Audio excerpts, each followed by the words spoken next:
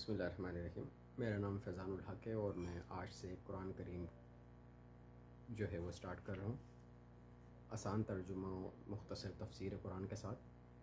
تو ہم سب سے پہلے سٹارٹ کریں گے 30ویں پارے سے، اور سورہ نبا ہی ہے۔ سورہ نبا 30ویں پارے کی پہلی صورت ہے۔ جوڑے کے اعتبار سے اس کا تعلق 19ویں پارے کی آخری صورت یعنی سورہ مرسلات کے ساتھ ہے۔ دونوں صورتوں کے مضمون، اسلوب اور آیات کی ترتیب میں گہری مشابہت پائی جاتی ہے۔ سورہ مرسلات 50 آیت پر مشتمل ہے۔ اس کے پہلے رکوع میں 40 جبکہ دوسرے رکوع میں 10 آیت ہیں۔ سورہ نبا کی کل 40 آیت ہیں۔ اس کے پہلے رکوع میں 30 آیت ہیں جبکہ سورہ مرسلات کی طرح اس کا بھی دوسرا رکوع 10 آیت پر مشتمل ہے۔ اعوذ باللہ من الشیطان الرجیم، بسم اللہ الرحمن الرحیم۔ اما یتساءلون، کس چیز کے بارے میں یہ لوگ آپس میں پوچھ گچھ کر رہے ہیں۔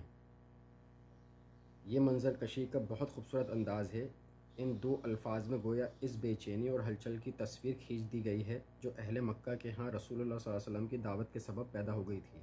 جیسے ہر شخص کے ذہن میں ایک ہی سوال ہو کہ محمد رسول اللہ صلی اللہ علیہ وسلم نے یہ کیا نئی بات کر دی ہے۔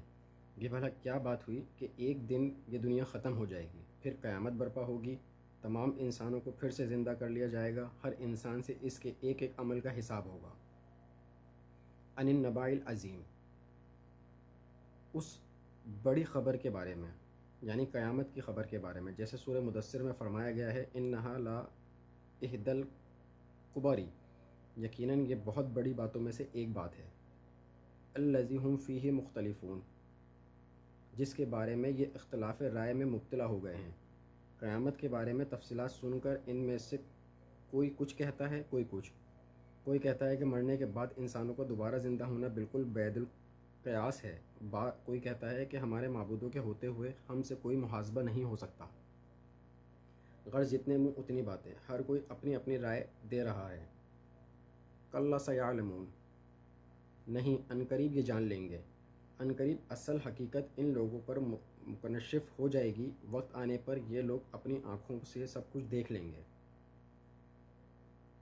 ثم کلا سیعلمون، ہاں کوئی بات نہیں، عنقریب یہ جان لیں گے۔ عالم دنیا اور عالم برزخ کے درمیان صرف موت کا پردہ حائل ہے۔ جو ہی کسی انسان کی آنکھ بند ہوتی ہے یہ پردہ اٹھ جاتا ہے۔ قبر عالم برزخ کی پہلی منزل ہے۔ اس منزل پر پہنچتے ہی ہر انسان اصل حقیقت کو جان جاتا ہے، چنانچہ وہ وقت دور نہیں جب ان میں سے ہر شخص پر اصل حقائق عیاں ہو جائیں گے۔ صدق اللہ العظیم۔